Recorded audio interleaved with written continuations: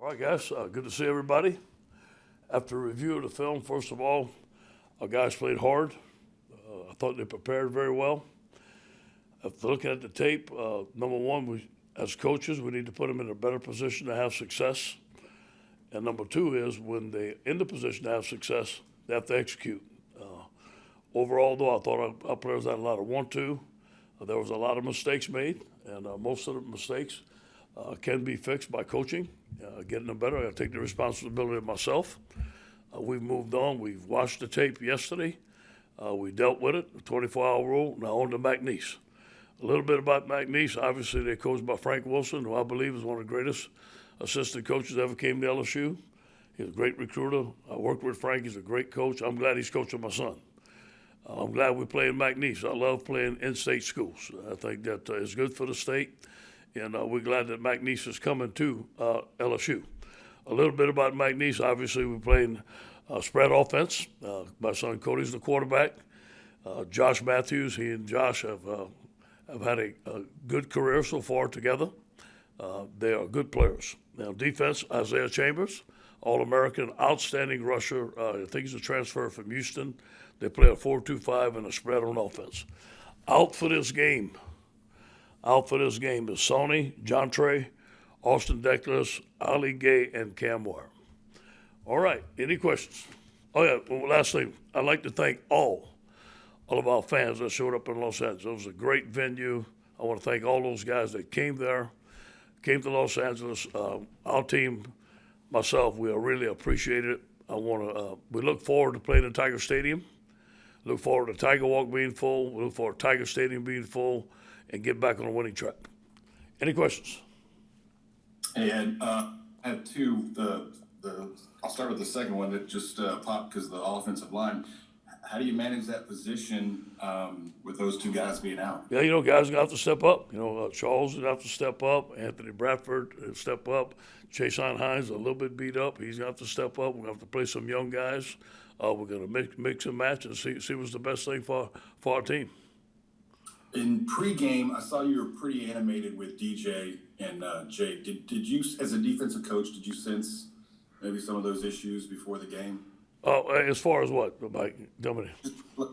Being easily defendable, like just the stuff that you guys are going to be running. Did you feel like we need to be more diverse? Oh no, there's no question. They did a good job. They knew what we were doing. They out-schemed us in a lot of situations on offense and defense. We spent a lot of time on Sunday going through those things, and we got to eliminate those things. There's a lot of things we could have eliminated as coaches, and we didn't do it. Hey, Coach, a lot of the offensive linemen, obviously you recruited, other big schools wanted them too. Has it been frustrating that you haven't been able to build your two deep and some of those younger guys just haven't been able to get on the field? Yes, it has. And, look, man, we won a lot of games with Austin Deckles and Ed Ingram. Those guys, we won a championship with those guys. Those guys started as freshmen in the swamp. So, those guys are good football players, and I believe in them. It's a shame that we lost our left tackle right before the season. I think that hurt us a little bit, and Liam's back, but we got to have more continuity.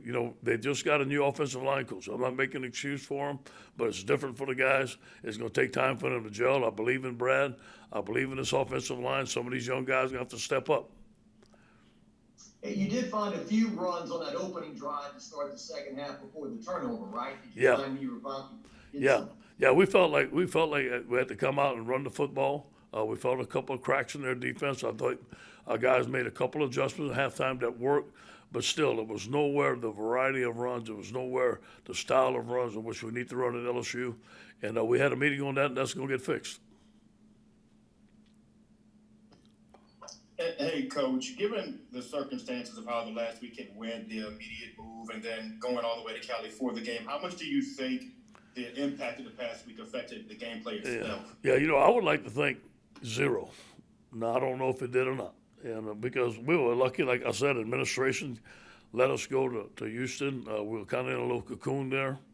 But I do believe, maybe the guys were a little bit affected about their families, and that's a natural thing. But I felt like we had good practices. I felt like we traveled well.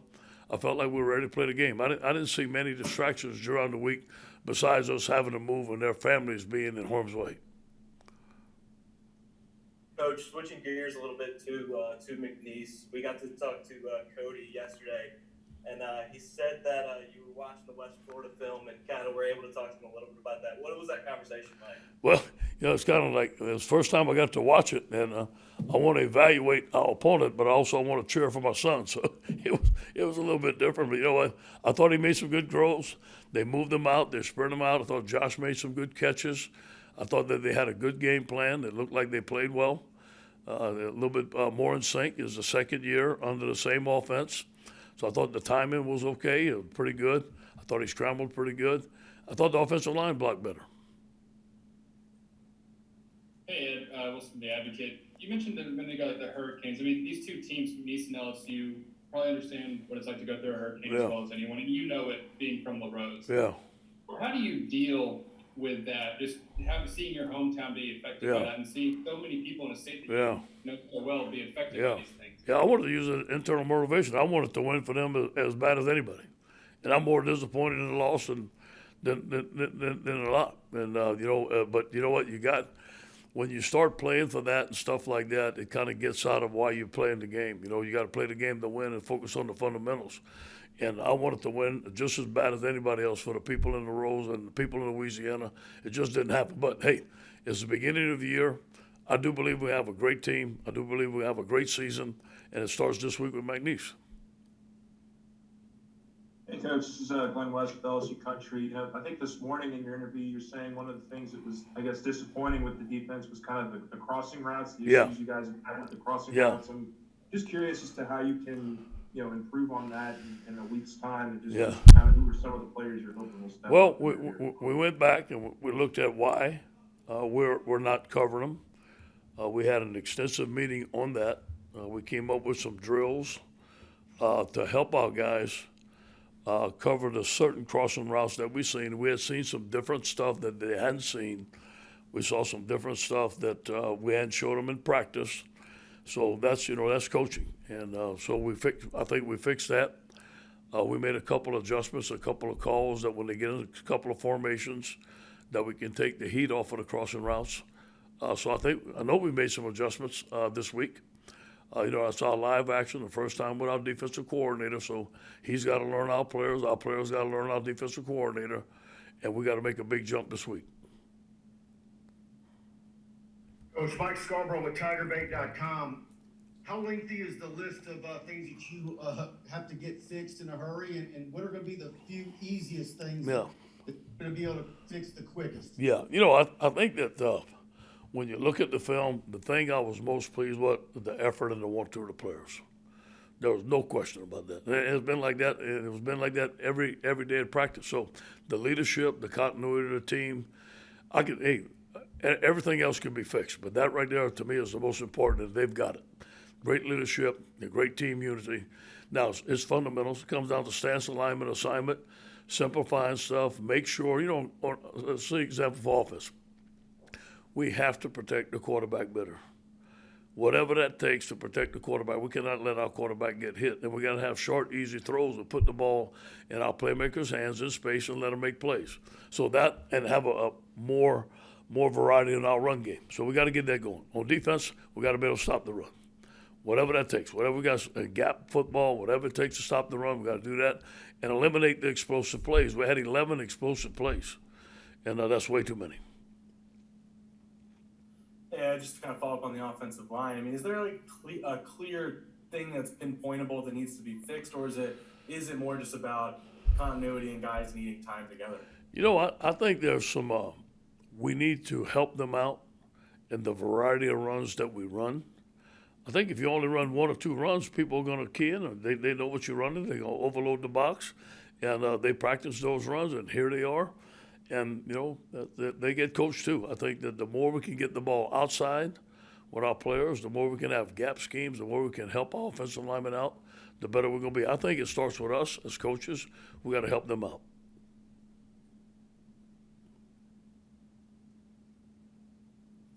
Coach, two questions. Did you mention John Emery earlier? What's his status with the game? Yeah, it's unknown right now. I will not know until the end of the week. Right now, Right now, he's unavailable. That could change. I will not know that till Friday. And it looked like you were kind of kidding when you were talking to the guy before the game as you walked in. Were you just kind of kidding around, or did he make you at with what he said about the previous UCLA game you had? No, that was all in fun. All that wasn't fun. Gotcha. Hey, Ed, Sheldon Mickles at The Advocate. I know it'd be more fun if you had won this past week, but how special and unique is it to go against your son? And also, second, you have the book. He was joking yesterday. It's going to be a 3-on-1 Orgeron advantage for you guys. You got the book on him, but does he have the book on you? And what does he bring? Yeah, first of all, the game's about LSU winning. We had to win the game. It's about LSU McNeese. And but personally, I'm proud of Cody. You think about Cody, he walked on at McNeese. He was the 6th-string quarterback and standing in line. And now he's one of the few players left in that class. And he earned a scholarship. He's graduated. He's going to get his graduate degree. So we're proud of him, And Cody was always been a late bloomer. He was a tennis player. His brother was the star football player, but he caught up his senior year. He brought his team to the semis. But you know what? Playing against Cody is going to be pretty cool. I know he's going to be talking some smack. I know he'll come to the sideline and talk a little smack. He knows all our players. He's excited to play in Death Valley. For a guy, a quarterback from McNeese to come to LSU and play in Death Valley, he's really excited about that. But once the game starts, it's going to be competition. I'm the head coach at LSU, and he's the quarterback at McNeese. We both got to do what we can to win the game. Thank you. Thanks for asking that. Yeah, Ron Higgins, Tiger, right? You talked about having more diversity in the run game and different formations and different plays.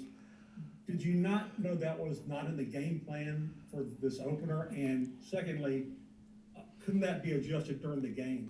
Yeah, around we last spring we went through our core runs, and we put up 5 basic core runs that we want to run.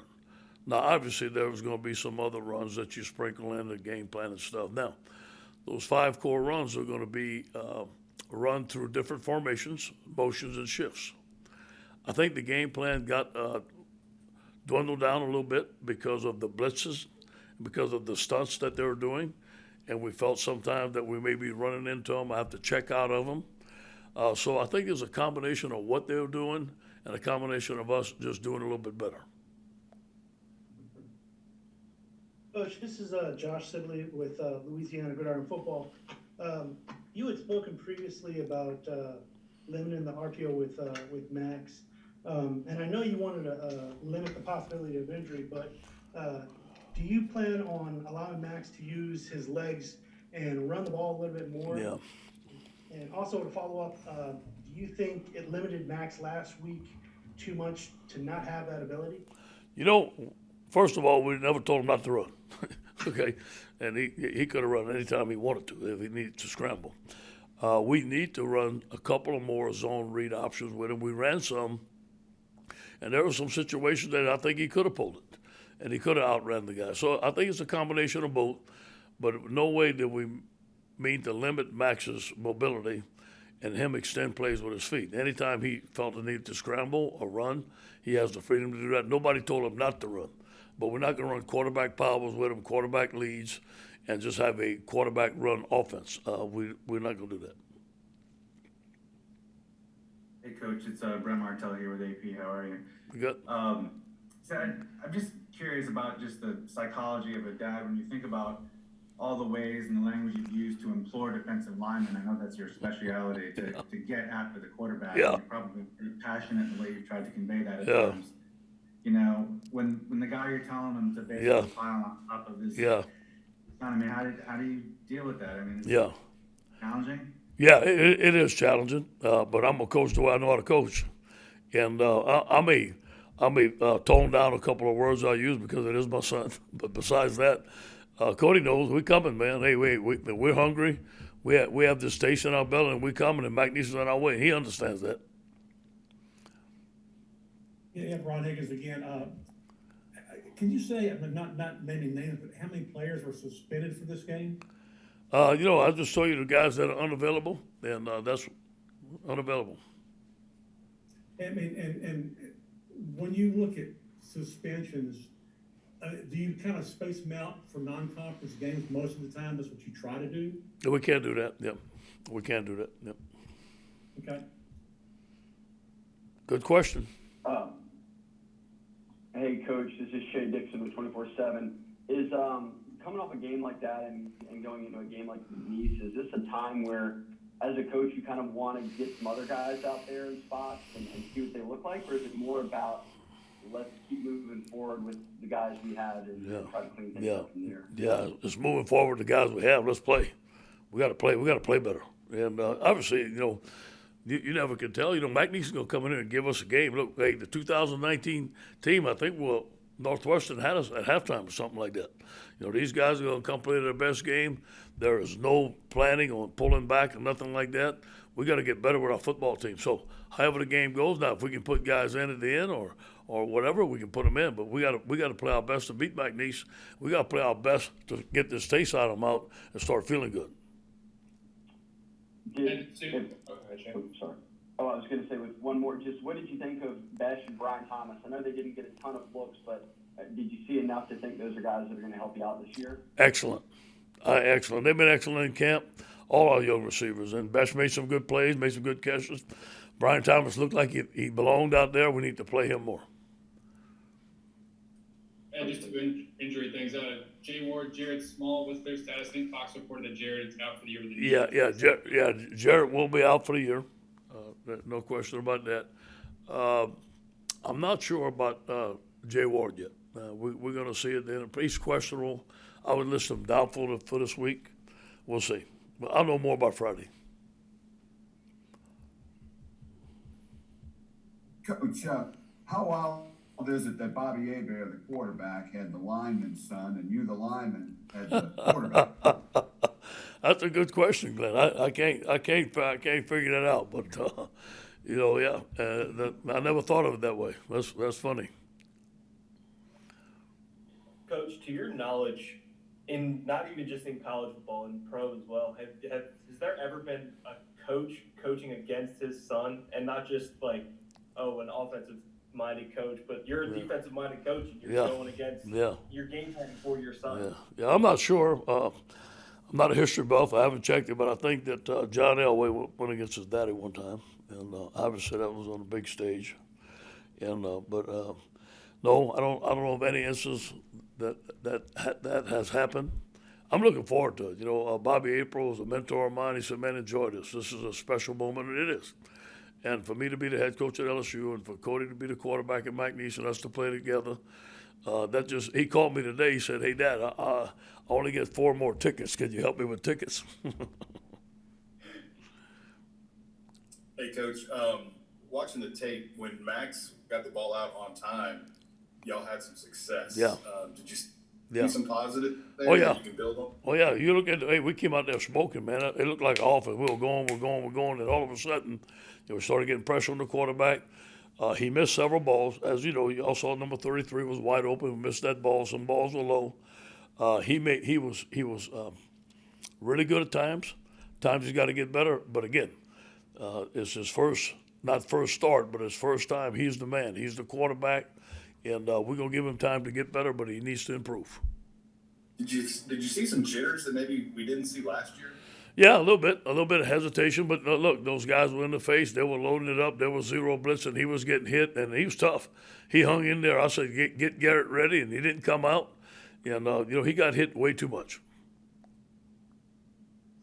Coach, did anything shock or surprise you about the game? Something in camp that you thought was strong here and then it didn't play out that way? I felt that we were going to play really well. I felt that we could match them up. Obviously, I thought that the game was going to be tight. I knew that because when I watched them play against Hawaii, I knew that was a lot better football team. You could tell. I do believe that the will to fight and everything was there. I just wish we'd have coached them better. I got to put that on me. I think offensively and defensively, we could have did some things better in camp, prepare our guys to play a better football game. That's the thing I'm most disappointed in, the preparation that we had as coaches going into the game.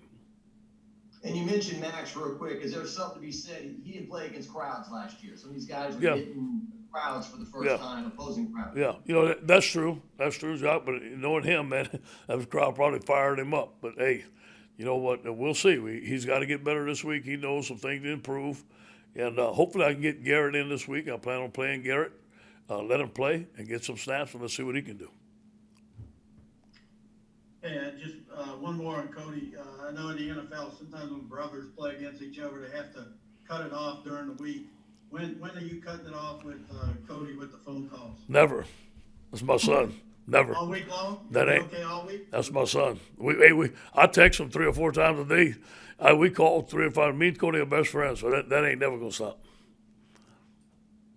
Thanks. Thank you.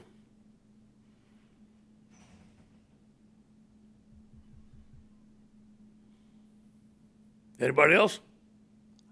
Hey, Coach. Yep. This is William with Tiger Racket. 2 parts. I want to ask you in relation to solving some of the crossing route issues. Is it more of a playing more zone? Is it personnel? You've got to get better. Get different personnel in the field.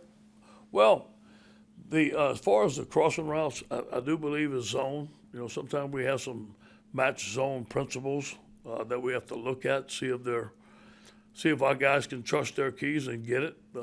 They were showing some different keys that were putting them in a confusing situation that was allowing those crossing routes. And we looked at it, and we looked at the terminology and what we're doing. So we fixed a couple of things this week. We made some adjustments if they get that look again, and hopefully that we can cover them. And second of all, just any consideration that you might want to get Nussmeier a series or so, and maybe Corey Kiner a series, that kind of thing? Yeah, no question. I want those guys to play. Kevin wanted to put in Corey last week. It just wasn't the opportune time. The kid deserved a chance, but we just couldn't afford him going in there with the game like it was. Those guys I plan on playing this week for sure. Hey, Ed, Brett wanted me to ask you if you'd ever had a opposing quarterback ask for extra tickets. No, I never had no way. That is fun. I had a question, and it goes back to the coaching, and I just wondered how much of this can you really only fix in hindsight? And, you know, at the beginning of the year, you said you wanted to be more involved and you were going to fix the things when you saw them go wrong. Yeah. Obviously, you have your opportunity now. Yeah. Is it one of the things where, man, obviously if you'd known you'd done it sooner, but you really couldn't know until you saw what your team was? Exactly right. You're exactly right. And look, they gave us some challenging stuff, tackle over stuff, end over stuff.